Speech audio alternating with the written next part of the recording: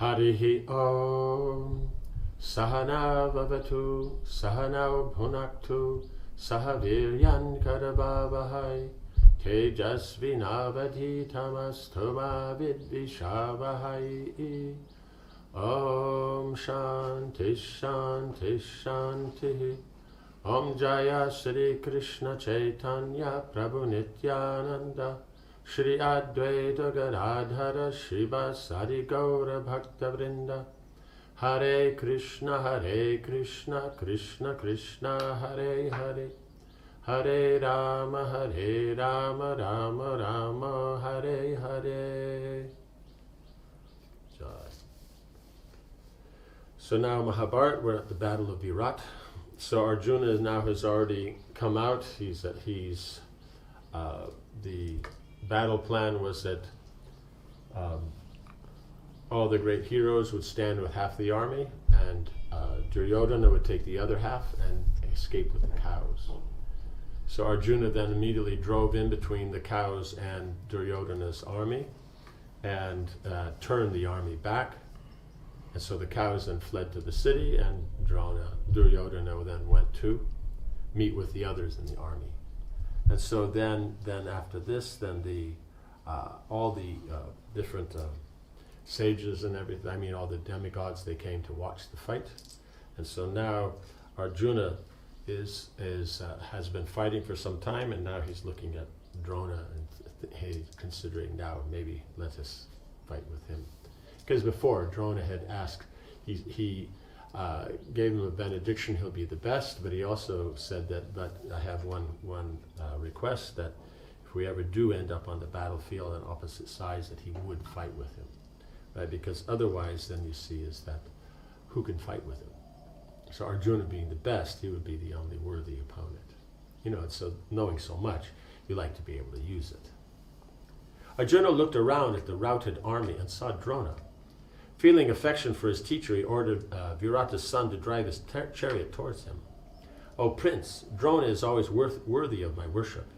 In intelligence he resembles Sukra, the guru of the demons. And his knowledge of morality is no less than Brihaspati. He has studied all the Vedas, and the science of archery resides within him. He is always ornamented by forgiveness, self-control, truthfulness, and compassion. I desire to fight with him, so advance with caution." The prince urged on his horses, and Arjuna blew his conch. Drona saw him coming and took out his own conch, giving it a mighty blast. The conches together sounded like 1,000 trumpets. Drona's red horses rose up and drew his chariot quickly forward. Seeing his preceptor approach, Arjuna was joyful. Placing his bow by his side, right, because he doesn't have it up, he puts it by his side and holds it. He called out, "O gentle one, we have completed our term of exile in the forest, and now wish to exact our revenge. You should not be angry with us, O irrepressible hero. I will not strike you unless you attack first." Drona smiled at his favorite disciple. Without replying, he raised his gold-plated bow and discharged more than 20 shafts. Arjuna instantly raised his own bow and countered the arrows with astonishing speed. Drona covered Arjuna's chariot on all sides with thousands of arrows. Booming Jai swiftly turned the chariot and dropped away from Drona as Arjuna dexterously cut down his arrows. Both fighters invoked celestial weapons that spread a network of arrows that amazed the watching Kuru soldiers. Right? So remember, before is that they were all fighting, and then when Karna came forward to fight directly with Arjuna, then at that time, then all the others stopped fighting. It's just the two, because it was such an amazing battle. Everyone watched. So again, now when Drona comes forward, now they're just watching again. Because in one sense, you can't say that there's something else to do, because Arjuna doesn't have any army with him. Because otherwise the armies can fight, and then just the chariot drivers, then they'll engage or watch or things like this. But it seems that he's only out there alone, so then naturally then they would all stop to watch. Both fighters invoked celestial weapons and created a net of arrows that amazed the watching Kuru soldiers. Other weapons began to appear on the battlefield as the two combatants chanted mantras sacred to various deities. Firebrands of blazing discuses were hurled from Drona's bow, but Arjuna struck them all down. He sent an even greater number of long shaft arrows towards his preceptor. Drona, smiling all the while, cut down those arrows in mid-flight. Right, they're smiling means that they're so comfortable with it, just their skill is so great that it's not an exertion for them. They can just so comfortably deal all these different things, and all the time they're smiling because it's just it's just, they're inspired, enthused in the fight, as Kshatriyas. And two is just that it's so comfortable for them. The Kurus cheered again, and as they witnessed the prowess of both guru and disciple, they wondered at the harshness of a Kshatriya's duty that impelled the two to fight one another. Right? Because here's the guru and his most favorite disciple and best disciple, but they have to fight because they're on opposite sides. Even as he fought with Drona, Arjuna kept up his attack on the Kuru army. His arrows descended on them like lightning bolts. As the fierce razor-headed shafts struck horses, elephants, and soldiers, they made a sound resembling a hard downpour of hailstones. And so sometimes when the hailstones get very big and they come down very heavy, then that sound, so that's the sound of the arrows. There's just so many arrows coming down. The battlefield was strewn with arms still clutching weapons and heads adorned with helmets. Golden armor and pieces of shattered chariots littered the ground. The screams of terrified soldiers filled the air as Arjuna maintained his assault. Feeling affection for his disciple, Drona displayed only some of his power. He held off Arjuna's attack on himself and sent a barrage of golden-feathered arrows back at him. His shafts traveled towards Arjuna in rows, their feathers touching. Arjuna responded by releasing so many arrows that Drona's chariot became invisible. Those observing Arjuna could not discern any interval between his taking up arrows, placing them on his bow, and firing them. Even Indra, watching from the heaven, was wonderstruck. So that means it's good. If Indra is amazed, it's got to be good. Drona was totally enveloped in a thick mass of arrows that fell continuously upon him. Seeing this, the crews cried out, "Alas!"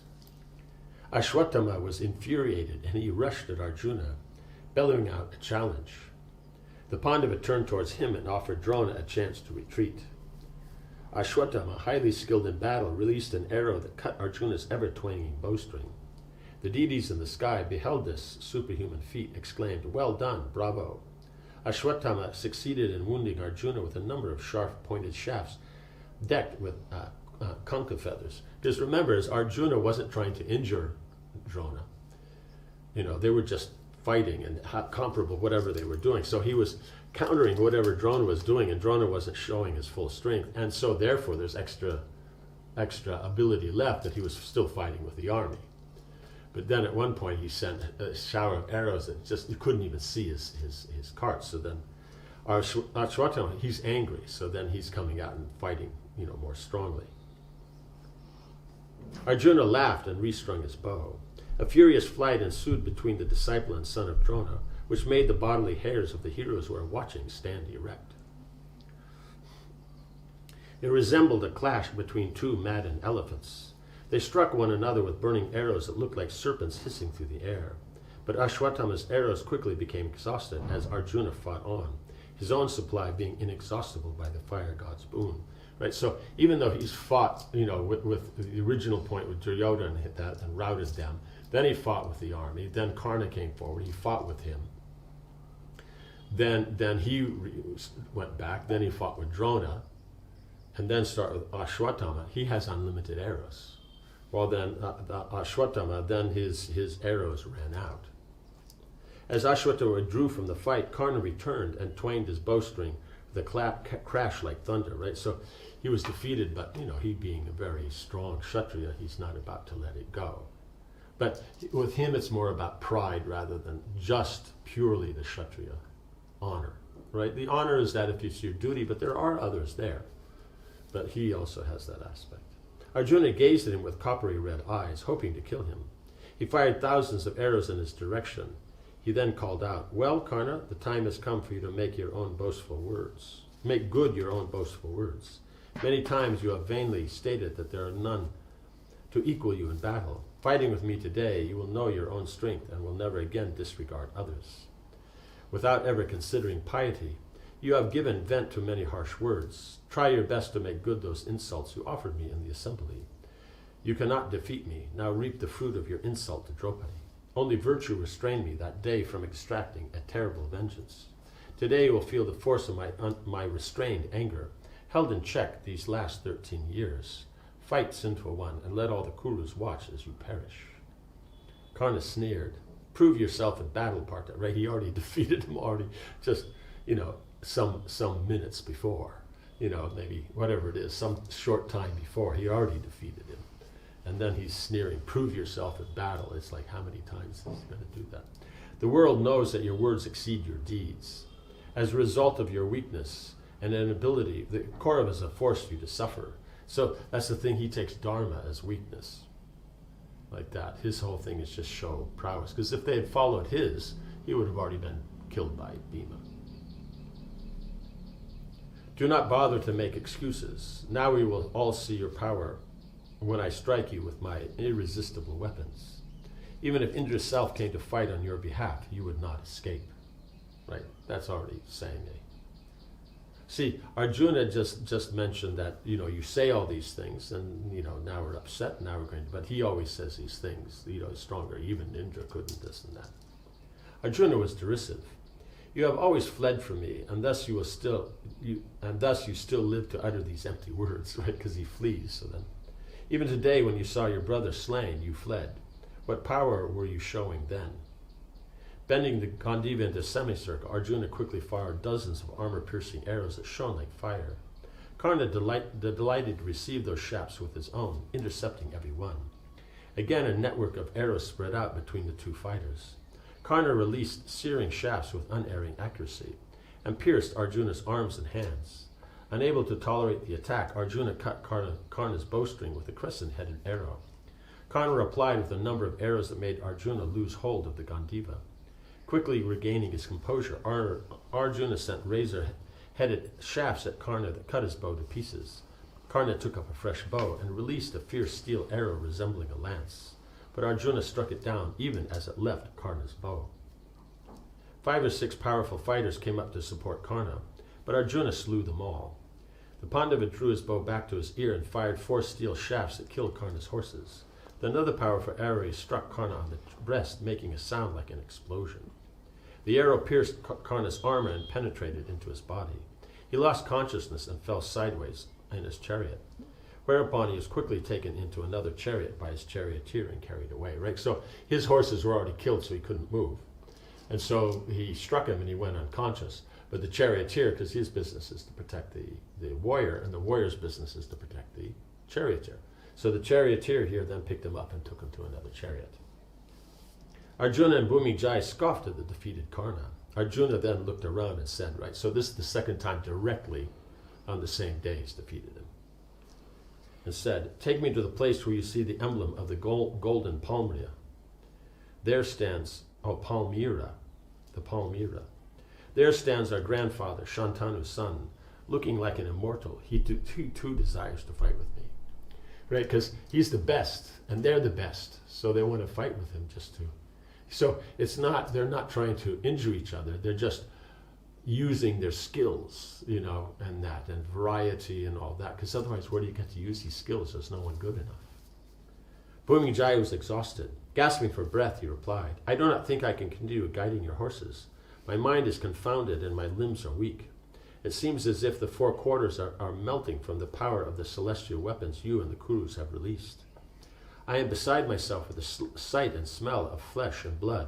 I have never before seen such a battle, right? So, because for them, because they're not using all the celestial weapons and there's not necessarily so many, it'll be a big battle. So anything that on, let's say, the modern context that, someone's seen so many people out there and they're rushing at each other and everybody like that he's seen. But he's never seen something to this extent.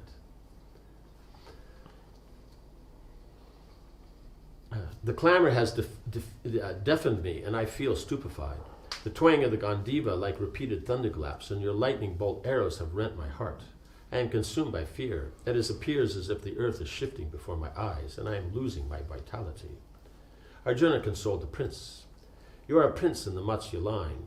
It is your sacred duty to face the enemy in battle. Take heart, for you will find strength in the supreme power. The Lord is always pleased when we perform our prescribed duties with firmness and determination. Guide the horses for only a while longer. I wish to face the grandsire in battle. The prince felt heartened, and he urged the steeds forward. As the chariot moved across the battlefield towards Bhishma's chariot, Arjuna continued, right? Because being Kshatriyas, then you can inspire them. Right? They may feel bad, but then you speak, courageous words, and they take up that mood. So you can see he is the proper prince. As the chariot moved across the battlefield towards Bhishma's chariot, Arjuna continued, "This battle will not last much longer. The Kuru army is reeling like a wheel under the force of my weapons, and I will make a river flow towards the other world with blood for its waters, chariots for its eddies, and elephants for its aquatics. The Kuru forest with heads, arms, and tall backs for its branches will be cut down. I have obtained all the celestial weapons from the gods. Do not fear, O prince, for I will rout the Kurus and put them to flight." Right, because he's been fighting now like this, but if he just went straight after the army, then, When Arjuna got within striking distance of Bhishma, he sent a hail of shafts at him. Bhishma patiently countered his arrows, and 4 of Duryodhana's brothers came forward to protect him. Dushasana launched a fierce attack on Arjuna. He wounded Bhumijaya with a large dart and pierced Arjuna's breast with another. Arjuna at once sent golden-winged arrows which cut Dushasana's bow to pieces and severely wounded him in the chest. Dushasana retreated, leaving his 3 brothers to fight with Arjuna. Right? He could have killed them, but Bhima made the vow he'll kill all 100. So therefore, Arjuna, why would he kill any of them? Because his brother will do it.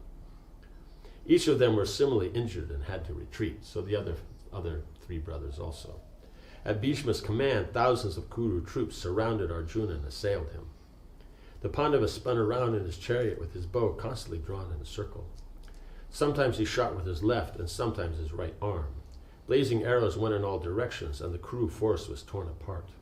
Arjuna appeared in the battle like the scorching midday sun with its unbearable rays.